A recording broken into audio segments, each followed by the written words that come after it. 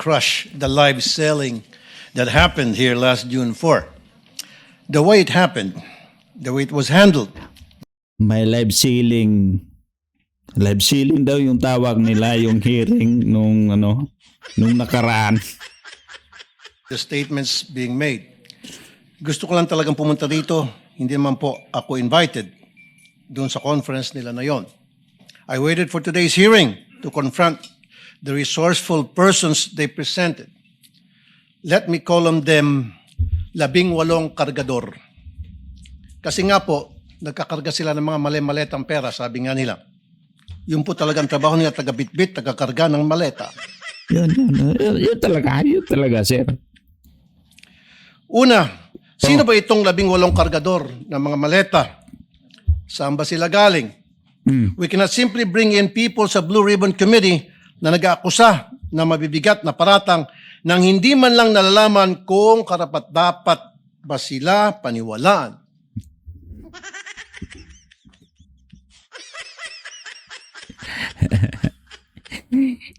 Nasa inyo yun kung maniwala kayo o hindi, sir. Hindi ka naman pinipilit, sir.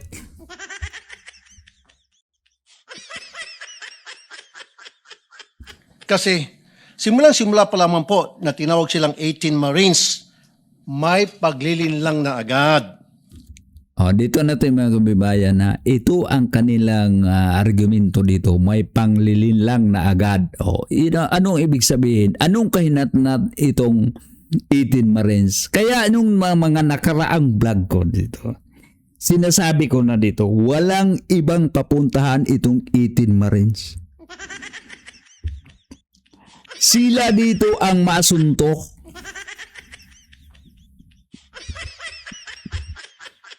Ito po mga kababayan na instead na dito natin makikita mga kababayan na ito bang sinasabi na nila na iuta of evidence kahit lang daw katiting ang ebidensya.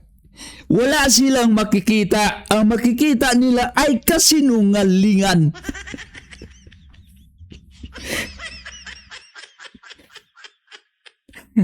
Dito mga kababayan na wala tayong lusot. Pag gusto nila yung tao na makasuhan, hinanap nila kahit man lang daw kayo katiting ayuta of evidence. Tapos ito naman, pag ayaw nilang matuloy, wala talagang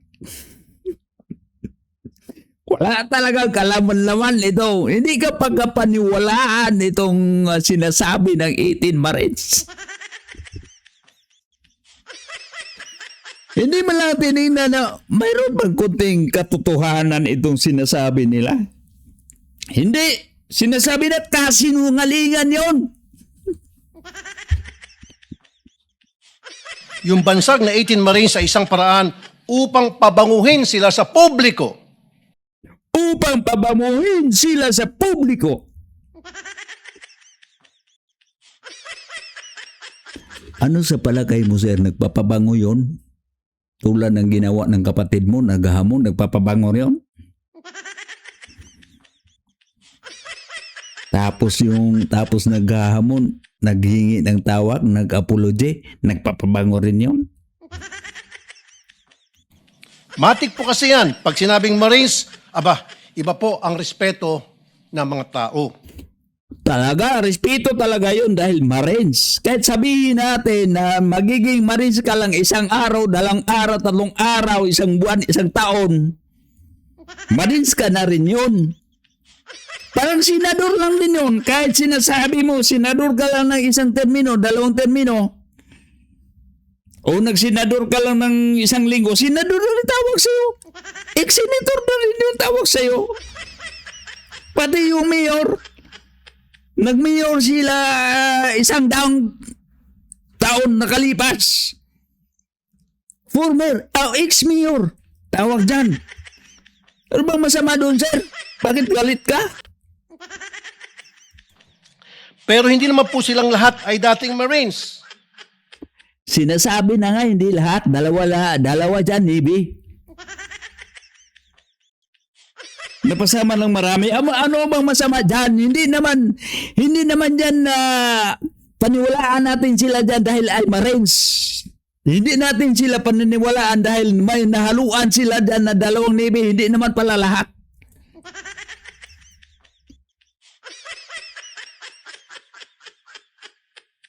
So, ibig sabihin, sir, sinasabi na 18 Marines, pag yung 2 dyan ay Navy, yung mga sinasabi nila ay kasinungalingan na. At mahigit kalahati sa kanila ay discharged without honors. Sir, kahit i-discharge ka without honors, ibig sabihin ba, yung linabag mo na ikaw ay natanggal bilang isang paglabag sa anong alituntunin na hindi mo nasunod, hindi ka na kapani-paniwalang tao?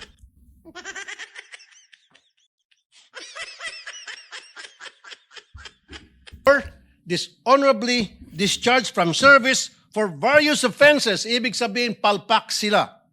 O yun talaga ang punto nila mga kababayan. Palpak sila. Ito ang gustong i-amplify dito ni Tulfo Rapi. Na ipalabas talaga dito sa tao, i-condition talaga sa tao na huwag kayong maniwala dito sa 18 Marines dahil unang-una palang palpak sila. Pero pag yung tao na gusto nilang palabasin na masama, hinahanap nila even a iota of evidence.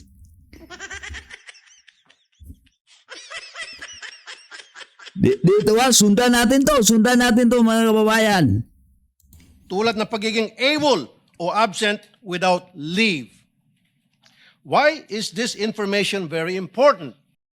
Tapos pag mag-aawol ka, so ibig sabihin hindi ka nakapani-paniwalaan. Bakit naniwala sila na nag-aawol ka? Pag yung sinasabi dito na 18 Marines, hindi ka paniwala yung sinasabi nila. Tapos yung mga ginagawa nila, naniwala ka.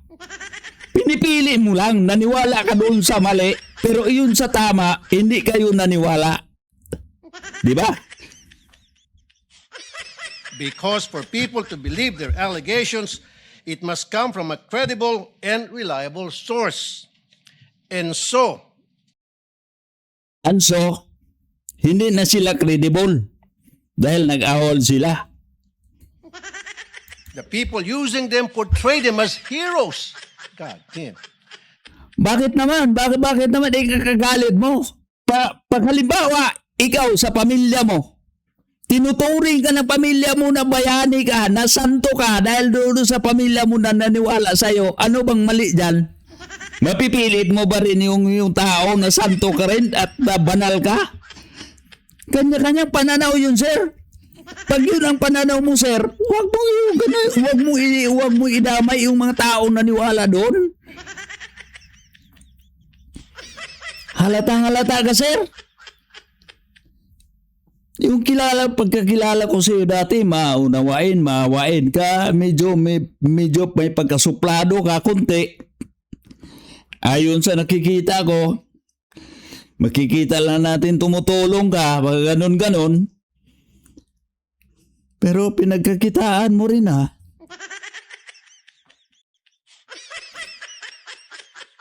Hindi yuta. Yuta of evidence. Kahit kunti lang, wala kayong nakikita na ebidensya na may katuturan, may totoo sa mga sinabi niya. Ang nakikita nyo lang bahin sa tungkol doon sa mga nag-awol sila dati at hindi maganda yung pag-alis nila, sinungaling na sila. So ibig sabihin yung mga tao na yun wala ng tama sa mga sinasabi nila o wala ng tamang masasabi pa nila, lahat na lang sinungaling dahil ikaw ay hindi maganda yung pag-alis mo sa trabaho. Tulad ni Mike Abe, alis dyan sa SMNI. Tulad dyan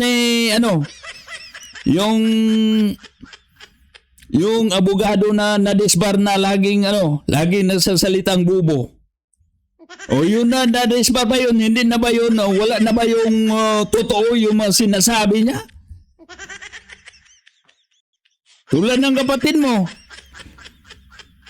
Yung ano niya, nag-amok siya, naghamon siya. Tapos, nag-apologize siya. Sabihin pa natin na mali na, agad yung mga lahat sabihin ni Erwin. Pagkatapos niya nag-apologize dahil nakagawa siya ng pagganon-ganon na masasamang pananalita sa kapwa niya senador. Ganun lang, sir.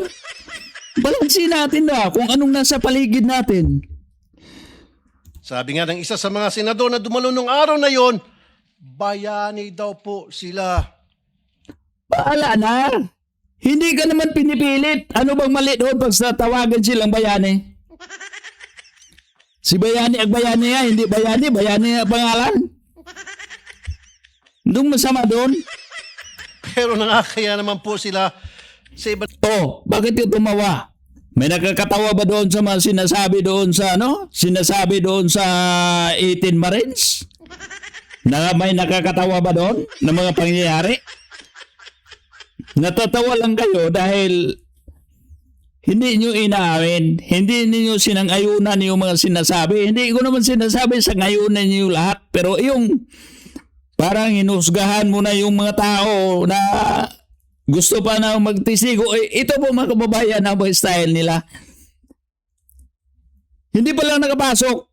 Parang imbitahan pa lang nila rito na baka sakali, andoon naman yun sa time nito, andoon yun sa office ni Senator Robin Padilla itong 18 Marines kasama si Atty. Baligod. So sinubukan nila na kumbinsihin baka pumunta dyan sa meeting nila. At ito ang bumungad sa iyo. Halimbawa, ikaw ay imbitahan ka.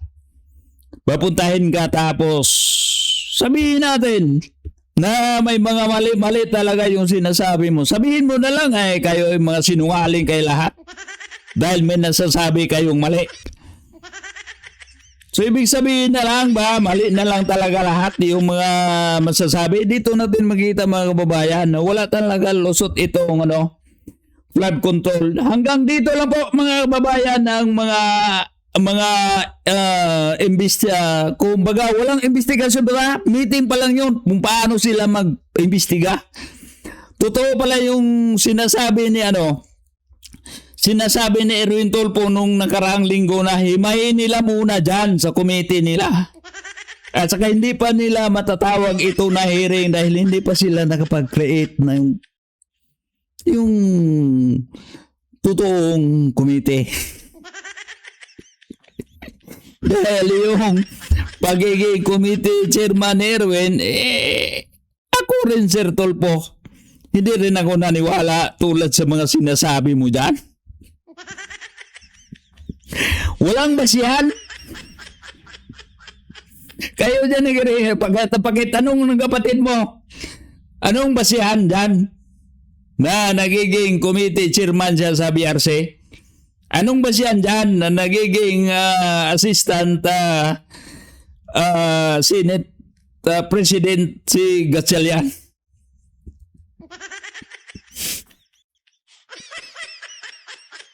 Nagbabase tayo sa sinasabi sa IBP, sa SOR o sinang-ayunan ng Malacanang? Or ano ang nakasulat sa rules sa konstitusyon ayon dyan sa inyong Senate rules na sinang-ayunan sa konstitusyon? Yun, may you have evidence kami na sinasabi na hindi naman nagiging 13 ang 12. Kulang pa ng isa. Nating mga bayani Oh. na itong 18 kargador Oh. na ilang taon nagtrabaho kay Saldico, Oh. may 7 years at 9 years Oo. at nagbitbit daw, sabi nila, ng Nagbitbit, sangkatutak ng malet. Bakit ay sinasabi mong daw? Inamin naman nila, sila talaga, sinabi nung muna nga kargador ng malita na may lamang pera, bakit daw? Hindi ka ba sigurado na sila binansagan mo ng kargador, sila ang taga-bitbit, bakit may dagtong panang daw? Dito lang natin mga kababayan pati sa sinasabi niya hindi siya maniwala. paniwalaan natin yung anong sasabihin natin. Sir, ng pera. At bigla na lang tinubuan ng konsensya at ngayon ay naninira ng buhay ng mga inosenteng tao.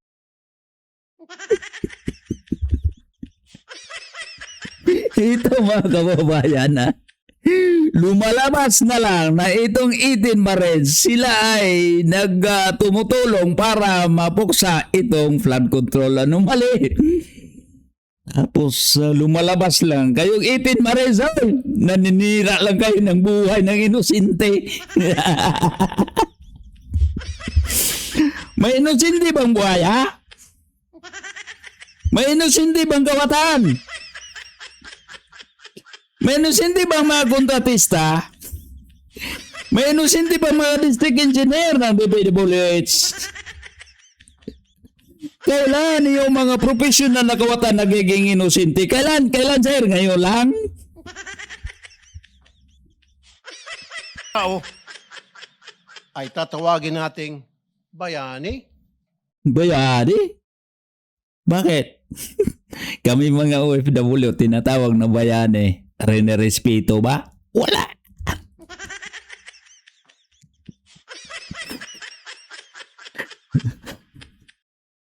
Ito mga traveler, kalamihan itong mga OFW. Yun ang may biktima, yung mga hukus-pukus dyan sa airport. Tapos tatawagin bayani, respeto, bot-bot.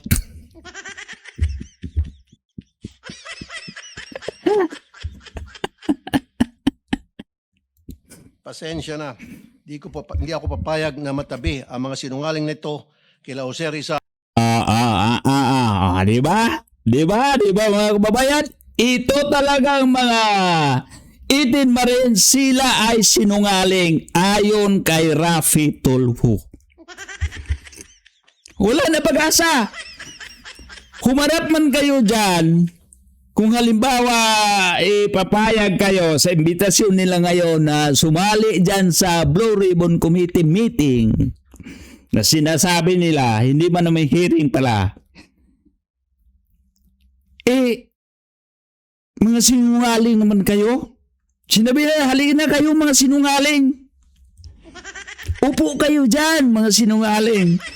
O Mr. Sinungaling, number 1, anong mang masasabi ko dito? Itatanong sa'yo. Binansagan ka ng sinungaling. Ano bang o halimbawa ako binansagan akong sinungaling. Bakit pa naman ako harap? Nang unang-una pa lang, binansagan mo na akong sinungaling. So, ibig sabihin, kahit anong sabihin ko, hindi ka ba niniwala? Ano ba nagsayang lang ako ng laway? Andres Bonifacio at mga...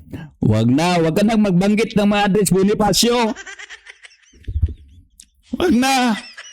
Pag yung kaluluwa ni Andres Bonifacio nakarinig sa'yo, baka hampasin ba kayo dyan ng itak? Dakila nating OFWs. At dito papasok ang dakila. Wag mo gamitin yung OFW yung dakila.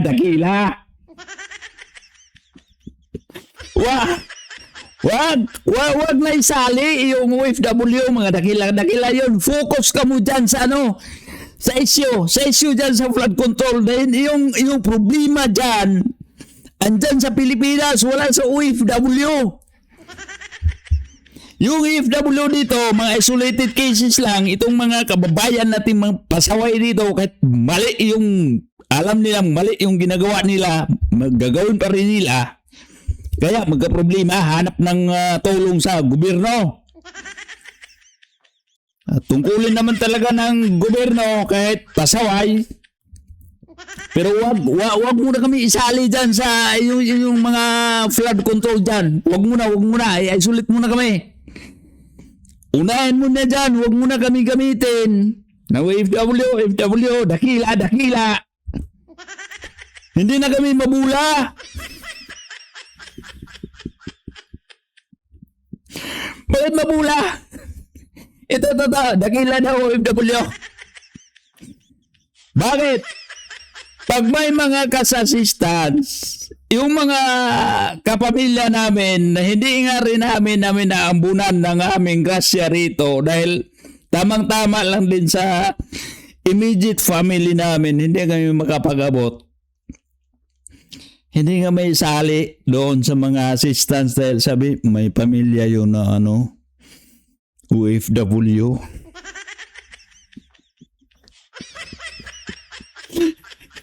Alay-alay pa kayo para sa OFW.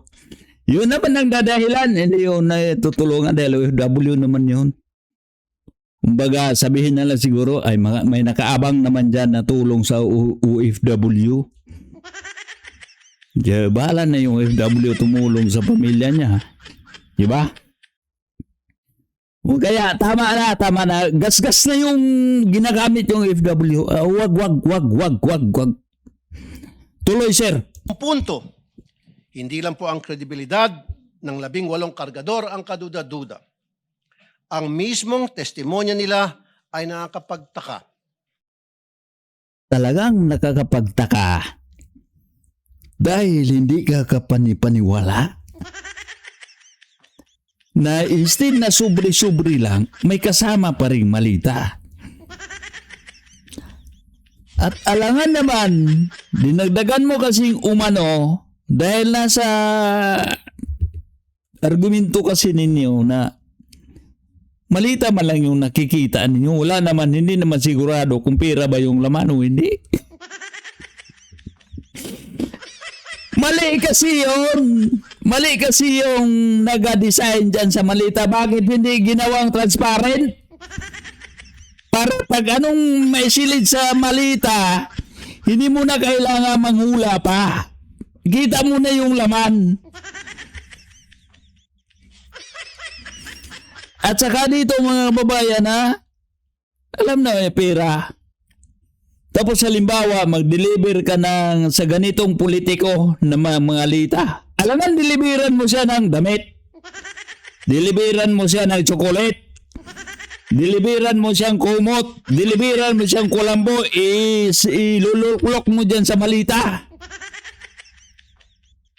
Sino ba nakaranas dito na magdadala ng regalo doon sa mga niya na malita yung dala? Ang dala niya ay cake, ang dala niya ay inumin, ang dala niya ay kung ano-ano dyan. Maliban sa pera.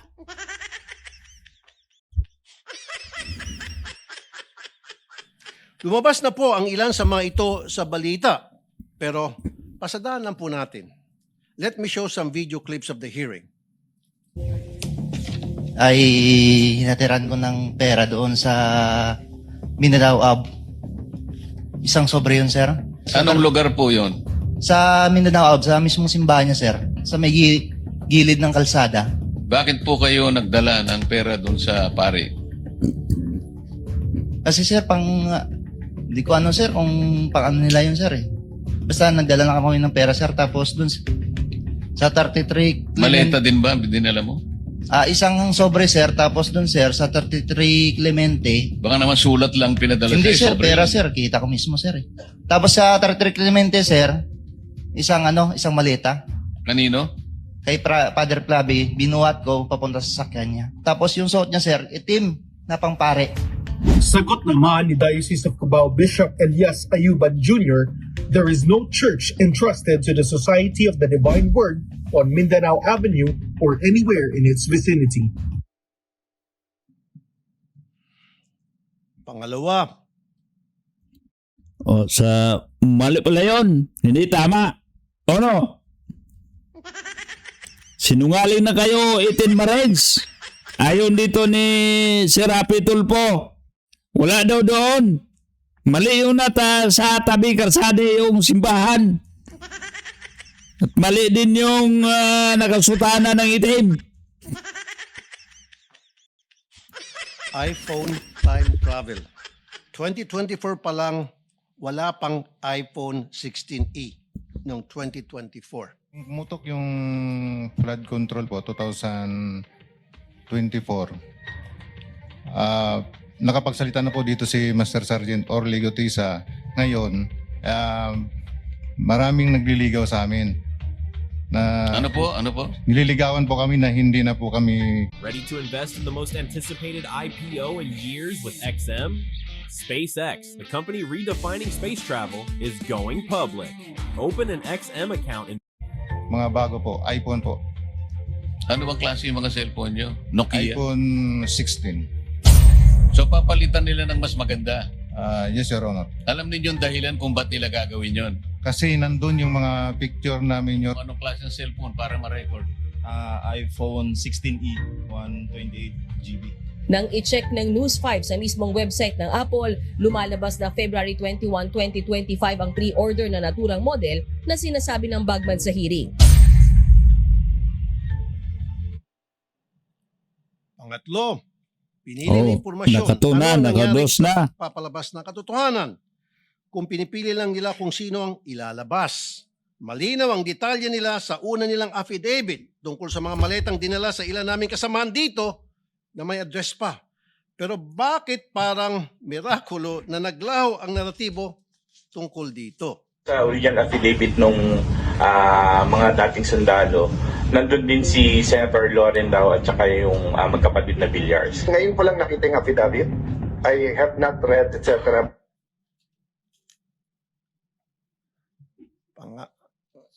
Pangapat, aking pinasilip ang lugar na yon sa Makati.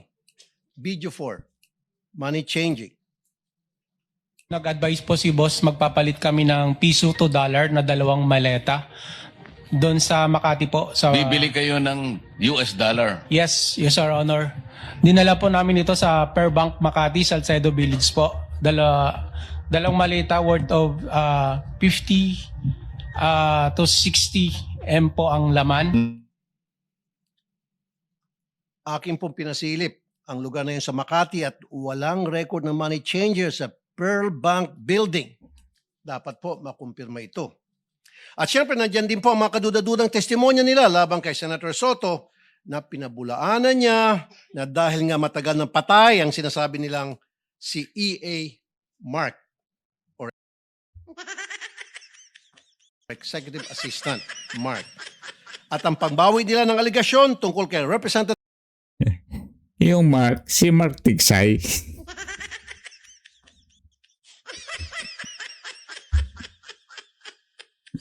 Sige sir, tuloy.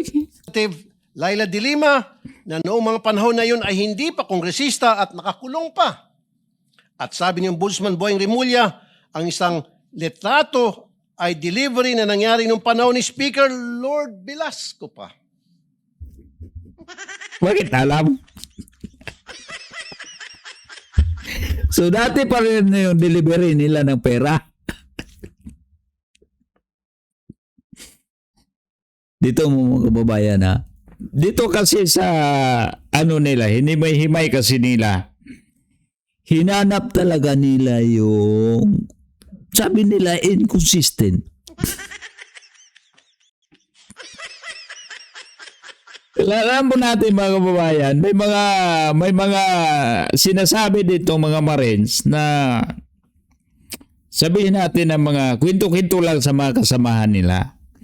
Pero hindi ibig sabihin na lahat na yon sinungaling. Kaya nga magandak ng investigasyon para mahimay kung ito ba ay totoo at ito ba ay hindi. Hindi ibig sabihin na nakapagkwento ka na ng mali doon, lahat ng mga sinasabi mo dito mali na. Ito bang lahat ng mga senador, lahat ba na tao walang masasabing mali? Lahat sila ay tama. Ito ba sinasabi na dito ni Atty. Baligot na itong mga sinasabi patungkol na pangalanan si Loren Legarda at saka itong mga Villar. Sinasabi nga yung dalawa doon na pwede naman ito nung kasuhan. Fair naman yun. Kaya nga sinasabi lang. And so I come to my third point. Because it seems that some of the information from these 18 porters or cargador are fed. They have a hard time telling their story on their own. Kung papanoorin mo ang live selling nila nung Webes, hirap. Live selling. Ngayon, ano yun? Live selling din kayo yon. Kayo ngayon. silang ikwento ang kanilang naratibo. The presiding officers of that conference were coaching and leading the resourceful persons. Pag medyo nagkakamali, siyempre, inaayos ng mga presiding officers ang testimonya.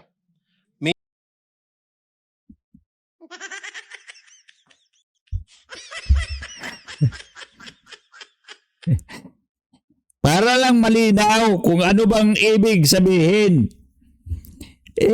Yung ginawa nga kay ginawa sa Kamara, sa Justice Committee. Sila mismo gumawa. Taga-committee. Tapos ngayon, may masasabi ba kayo? Wala.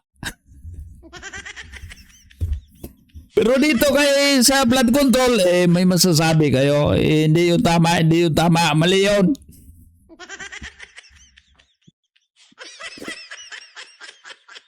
Minsan si Attorney Baligod na hindi naman involved sa pagbitbit ng maleta ay siyang tumitistigo tungkol sa nangyari. Ikaw nga, tulad ngayon, nagdaldal ka. Sinasabi mo na mga sinungaling na itong 18 Marines. Wala ka naman personal na alam. Wala ka naman doon sa tabi. Hindi naman ka kasama sa Marines. Bakit masabi mo na hindi tama yung ginagawa nila, hindi tama yung sinasabi nila, mali sila? Porkit ba kayo nag-check ka? Malay mo, gawa-gawa lang doon. Alam mo natin kung sino nagpapalit ng pera, nakaprogram yon. Sabihin na lang, dalhin niyo dito. May ano dyan, anong pangalan dyan? Kargador nga eh. May nag-guide. Ito ang hirap dito mga kababayan na itong mga kargador, sila may dala-dala ng pera, sila inutusan kung saan sila magpunta. Yung mga address, nagtatanong lang, ano bang address to sir? Yung pinunta namin, ito ang address. Pero hindi pala tama yung address na dinadalan. Yung pagkakatanda na, yun ang pinuntahan namin. Kaya mag-check. Mali, wala doon. Bugos ang mga location na sinasabi para hindi matrack, hindi matrace. Ganun illegal nga eh. Kaya buti na lang may nagsabi na, bakit dito? Bakit nagkataon na itong nagdala kayo ng pera na more or less 50 to 60,000, 50 to 60 million yung papalitan mo ng bibili ka ng dollar. Para ma-verify mo, ikaw napunta doon, meron ba doon? Para sigurado, dalhin mo yung tao, sabi yung tao nagsabi na napunta dito. Yung sinasabi mong lugar, natatandaan mo ba?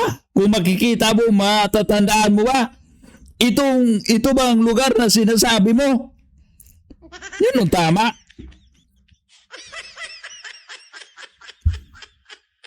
Pero wala na tayong magawa dito mga kababayan. Hindi na sila maniwala sa 18 Marines.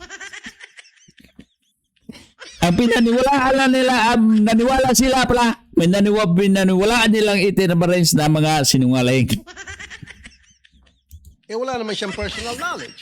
Oo. Para ikaw. Ika-4 na punto, nais ko pong humingi ng dispensa sa ating mga Senate media.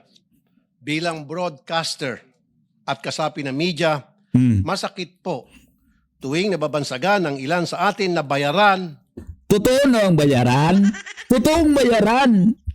Hindi laga. Ako, hindi personal na sa harapan ko may bayaran. Pero yung tao, nakasangkot sila sa mga illegal nga gawain nila dati, nakasama ang media at ang simbahan, sila mismo maghatid ng amount. Pati nga yung panggasolina, pagkain, pangaliba, matapat ng gabi o panghapunan. Kumbaga mag-overnight sila bukas na o pang hotel, pang gasolina para sa kanila. Andun. Illegal yung ginagawa niya, palaro ng hayalay. Masyaw. Yun ang ginawa. Tapos yung pare, magpunta pa doon. Mangingi ng donasyon. Minsan, galing sa bangka, galing sa illegal. Bibili ng pintura para pakulay sa simbahan. Pampakulay sa bubong. Pampatapal, pamparepair ng bubong. Ano naman talaga? Wala masama doon. Tumulong naman yung mga mga taong nagninegosyo. Pero yung sinasabing bayaran, natural bayaran dahil hindi naman magsasabi sa'yo ng yung pupuriin ka pag walang bayad. Tingnan mo pag hindi walang bayad, di ba? Hindi ka pupuriin. Nangyari ngayon sa panahon ni PRRD, siya ba mismo nagbayad? May pera kaunti. Kunti lang, maiksi lang yung propaganda niya. Tinanggap lang yung pera, hindi pinalabas. Ibayaran, ang bayad lang.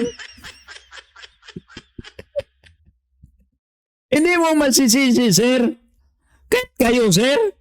Huwag ko, aminin mo na. Huwag ka, ikaw, hindi ka lang tumatanggap ng bayad dahil kumikita ka naman doon sa network mo.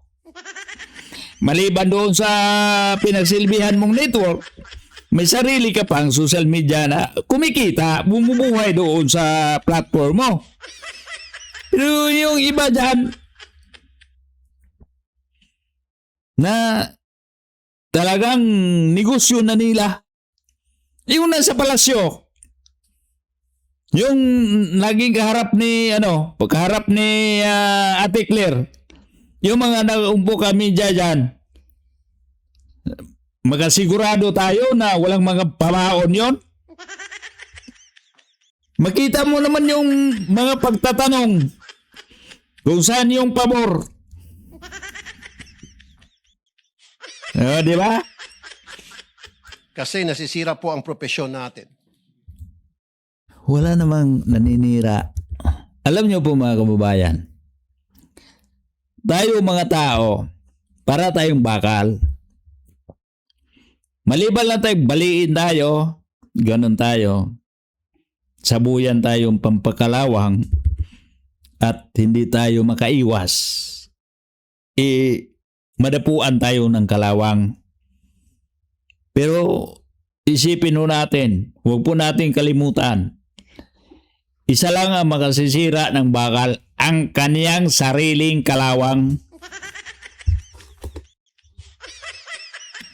Kaya umiwas sa mga bagay na makapag-create ng kalawang.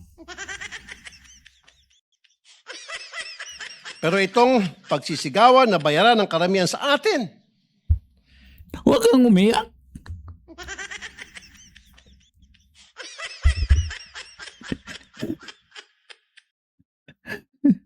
Kaya hindi naman lahat. Karamihan. Talagang nag-abot sila. Yung mga trolls, nagbayad sa mga trolls. Mga media personnels. Media parking, tinatawag na media parking. Nagdadala sila ng mga supot-supot doon.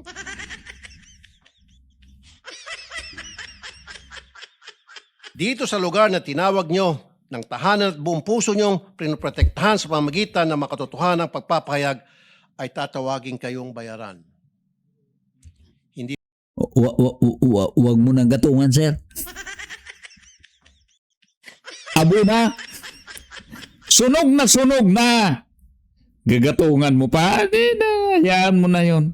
po tama yun. This institution, time and time again, owes you its dignity because you keep the senators on their toes and make sure we stay true to the Filipino people. Kaya nga, sir, yun ang hinihintay namin na magiging totoo sa Filipino people. Pero sa anong paraan kaya, sir? Saan yung totoo? Saan yung totoo, sir?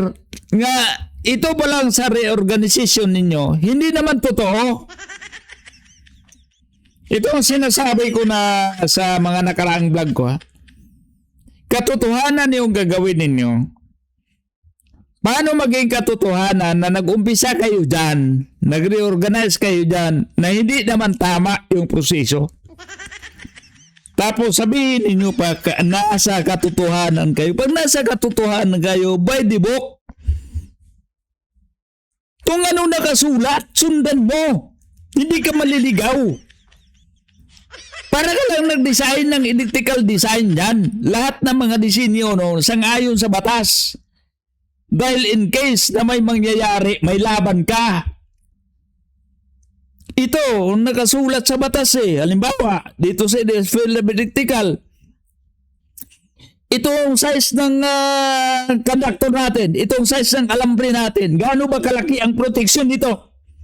Ayon sa batas, ito, kung pag ganito kalaki ang alambre natin, ito kalaki ang ating proteksyon. Ayon sa batas. Yun ilalagay mo. Pero pag yung linagay mo, hindi yun sang-ayon doon sa batas. O, naku po, pag may mangyari dyan sa ginagawa mo, nasusunog ba siya, pumuputok ba siya, pag mag-imbestiga dyan, ano bang lahat niya na-install dyan? Saan ba yung asphalt dito? Gano'n ba kalaki yung alambre? Gano'n ba kalaki yung kable? Gano'n ba kalaki yung mga protection dito? Bakit yan ito? Sino may bakana dito? Sino naglagay dito? Ganon, sir. Ganon yun. Yun. Simple lang yun. Pares mo lang tayo ng trabaho. Kaya, pag magtrabaho kayo, kung anong nasa role, ang pangit kasi na salay yung kapatid mo sa Bindelo.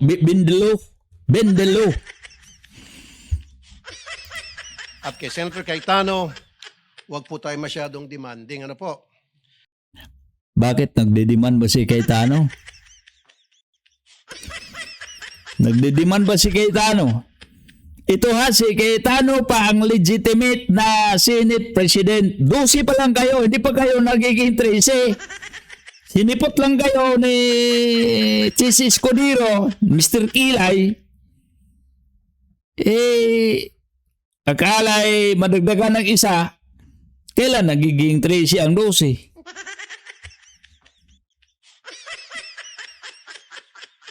Buhay pa naman lahat yung senador. Pag magmuro, alam niyo po mga kababayan, napansin niyo pag mag-roll call sila dyan, kahit present or absent, tatawagin nila lahat yon. Kumplito naman. Wala naman sinasabing, Bato de la Rosa, this is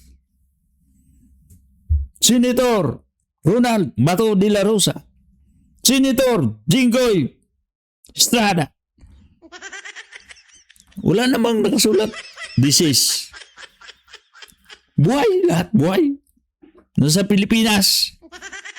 Ayun na sinasabi ng mga abogado. Ito magreklamo na wala ka sa front page. Limited po ang front page space ng mga dyaryo. Basta walang bayad. Subukan mo magbayad, sir. Front page ka.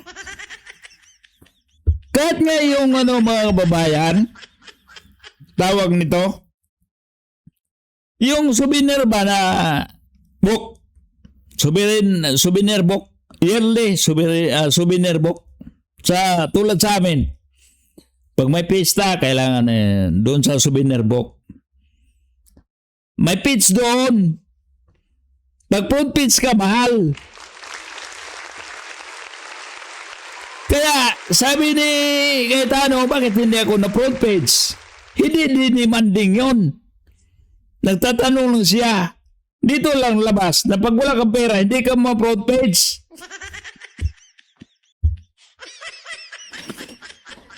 At saka, isa pa, pangalawa, hindi ka gawing front page para hindi magiging relevant ang issue mo.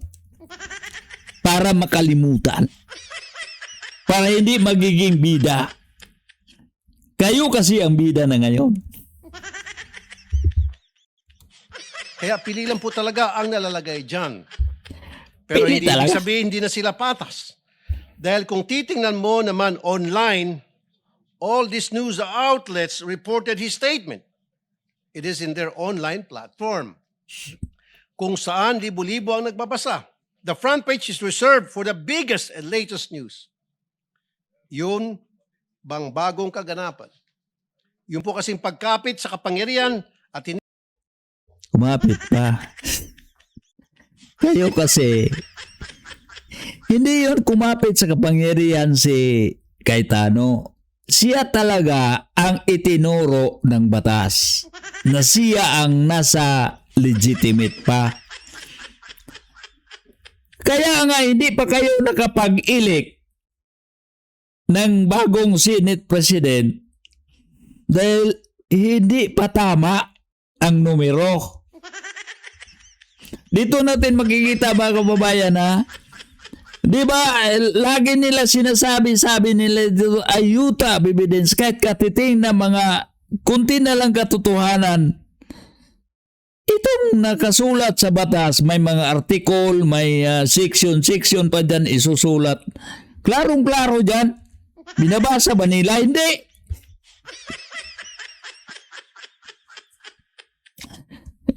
Yung babasahin lang nila, yung pabor sa kanila. Putol. Hindi kumplito. pagtanggap sa pagkatalo nyo, lumang balita na po.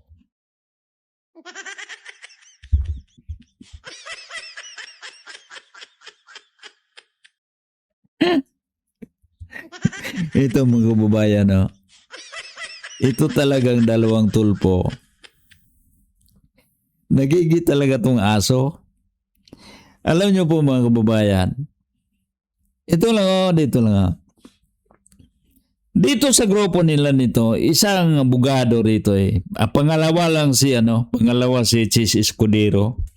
Ito si Kiko Pangilinan. Napansin ko kanina mga kababayan, yung mga sinasabi ni Kiko Pangilinan, iba talaga pag abogado. Kaya sabihin natin na medyo may pagka-stricto, may pagka-pilosopo talaga to si Pero iba talaga pag abogado dahil makikita mo yung hindi nila ipipilit yung halatang halata na. Pero itong hindi abogado, sikat kasi. Ito na, napapala natin. Dahil sa sikat, yun, nusuksok.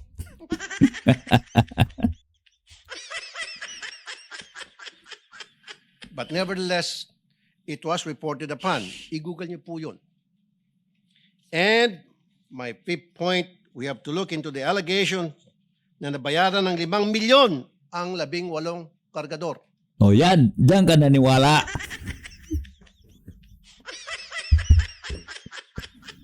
Yan, diyan ka naniwala, sir. Hangang-hanga ako sa iyo, sir. Yung mga unang sinasabi ng mga maresa nga, hindi naman ka paniwala o yung pera daw, yung mali-malita daw, hindi ka paniwala. Pero yung may subornong 5 million pesos each, naniwala ka.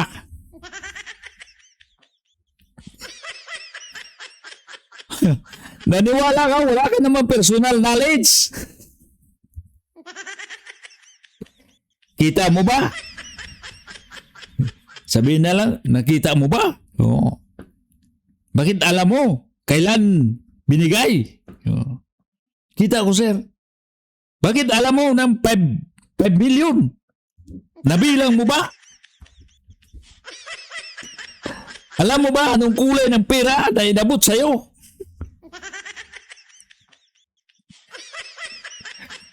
I'm not saying it's true. Iharap po ng NBI itong witness nila na Oo na. Alam mo, hindi totoo. Bakit sinasabi mo? Alam mo, hindi ka naniwala. Bakit sinasabi mo? Dito po mga kababayan magiging hipokrito tayo. Pinupuna natin yung mga tao na ito. Tapos may sinasabi ka rin daw na galing din sa hearsay. Maliw yun. Kailangan talaga pag hindi ka maniwala sa hearsay, huwag ka magkwento ng hearsay. Ito sinasabi mo 5 million, hindi ka sigurado. Meaning hearsay. Itong mga sinasabi ng Marines, sinasabi mo mga hearsay, hindi ka panipaniwalaan. Mga sinungaling. Ganun din yung sinasabi mo.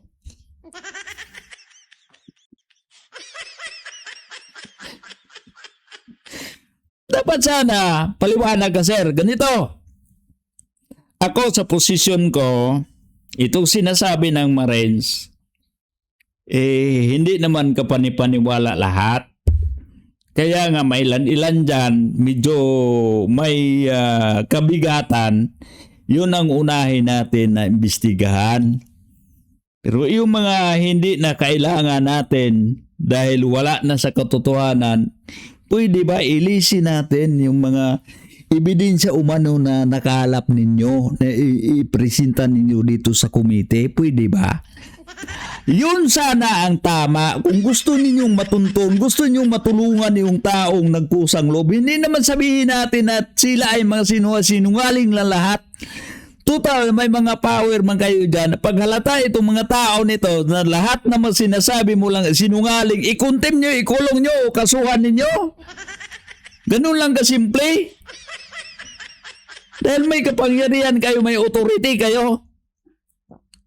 Pero ang nangyari sa iyo, sir, yung mga paratang mo lahat doon sa 18 Marines, yun din ang ginawa mo. Ano tawag sa atin pag gano'n? Pukrito. Nagsabi noon. Pero ang masasabi ko lang, ginamit lang kayo ng mga malalaking tao para sa mga personal nilang interest sa politika. Tumbok mo, sir.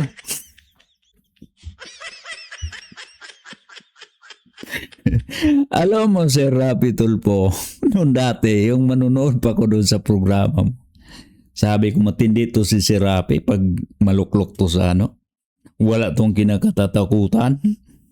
Yung nasa loob na.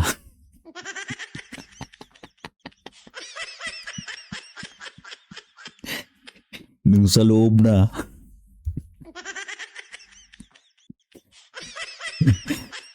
Kala ko dati, laking bayag nito baka 3 pa.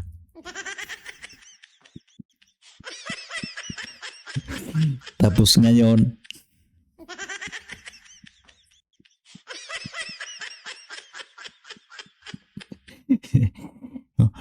baka sabihin to ni si Rapi, it's a prank.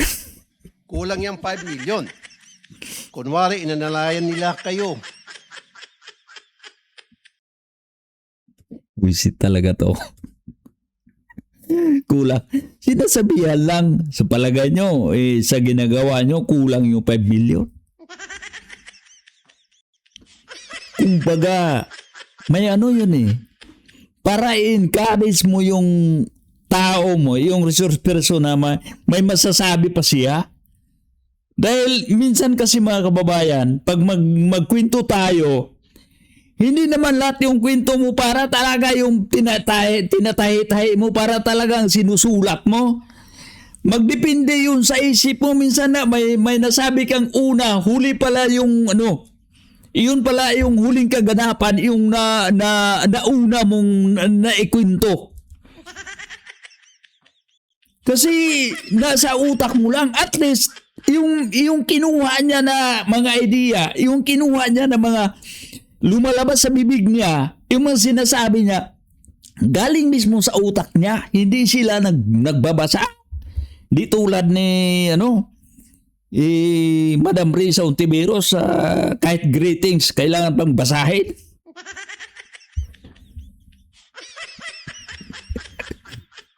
Kahit panimulang ano ba yung opening remarks? Mga isang paragraph lang yung sasabihin mo, kailangan mo pang isulat. Di lang hayaan yung nakikinig dyan na i-recall natin yung sinasabi nila dito. Pero pagharapin nyo na itong sangkatutak na kaso na isasampa sa inyo, nitong mga siniraan ninyo, tingnan nyo, unti-unti kayong iwan yan. Ito na ang naratibo nila. Tatakutin na kayong 18 Marines. Kayong 18 Marines dyan, pag yung bayak ninyo isa't kalahati na lang, wala na, takbo na kayo. Una, sinuhulan pala kayo ng 5 million bawat isa. Pangalawa, sangkatutak na kaso naghihintay sa inyo dahil itong mga tao daw gumagamit sa inyo, iiwanan kayo. Yun ang sabi ni Tulfo. Tinatakot kayo. Ito mga kababayan ha.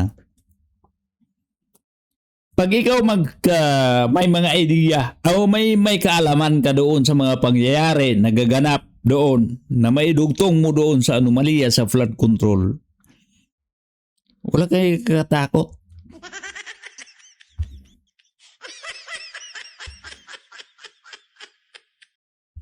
Sabihin na pira yung laman.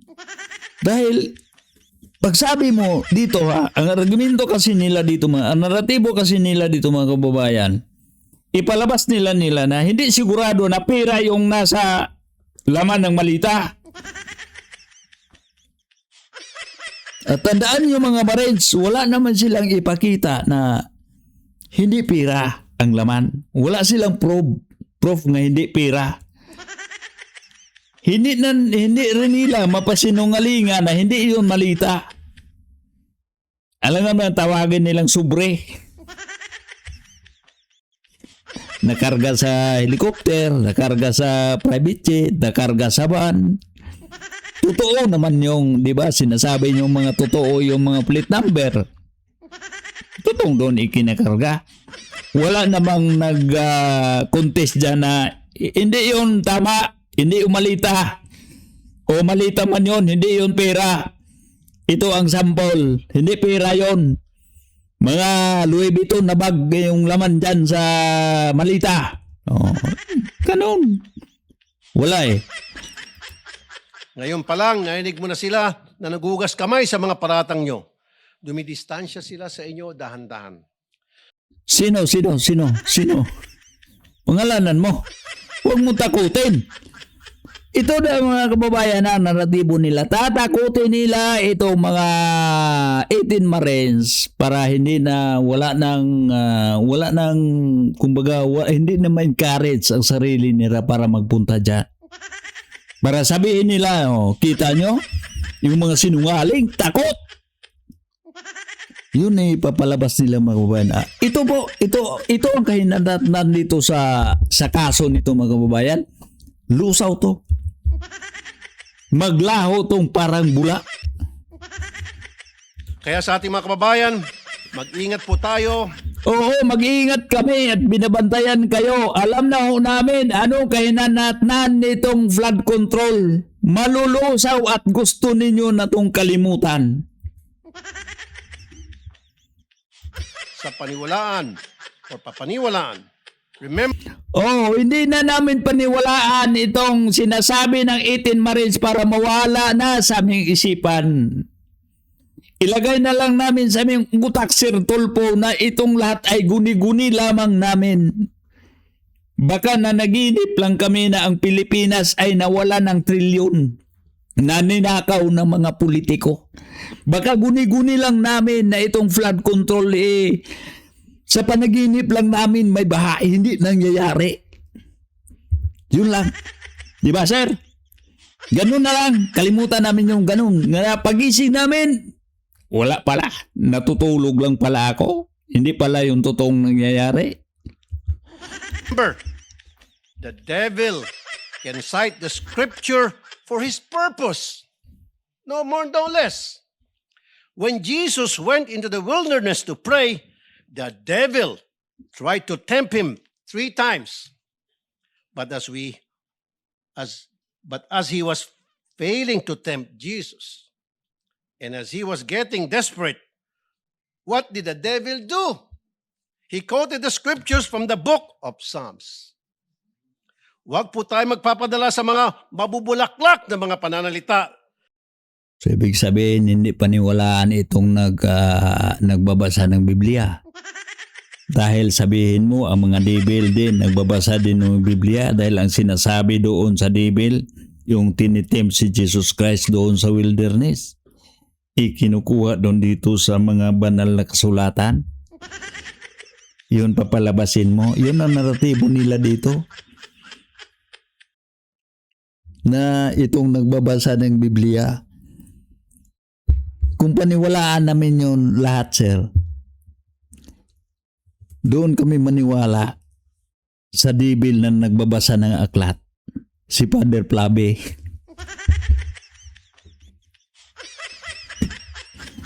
Pare yun. Si Father Plabe, yun paniwalaan namin. Pero yung isang nagbabasa ng aklat dyan, kasama yung Philippine Constitution, si Peter Cayetano, naniwala ko doon na hindi yun demonyo.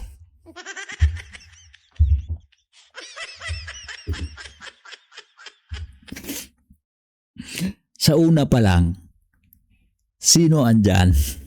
Sino ang legal? Sino ang legitimate? Si Cayetano. Sino nag-alsa laban kay Cayetano? Kayo. Nung una-una pa lang, maliban kay Cayetano, yung pinapalitan niya si Soto. Ano si Soto? Ihalin tulad ba natin kay Kristo? O ihalin tulad natin sa demonyo?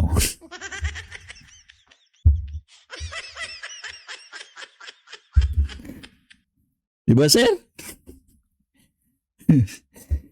Dito mga kababayan, napagaganda yung mga argumento nila, itong mga naratibo nila, lahat-lahat na ginagamit nila para lang madala tayo mga kababayan. Ito lang kung sa pananaw natin na itong ginawa nila ay tama, tanggapan natin. Pero pag itong ginawa nila ay parang tama para tayo ay maniwala, yung sinasabi nila, una dito na linilin lang tayo at sila ay hindi nang lilin lang sa atin, bantay-bantay rin tayo mga kababayan. Dahil hindi lang yung nagsasabi na ikaw ay sinungaling, sila ay sinungaling, kumbaga sila ay nasa katotohanan na. At hanggang dito lang po mga kababayan. Ito po si Rene Bay. Hanggang sunod natin na video. Kita-kita tayo. Salamat at mahal natin ang Pilipinas.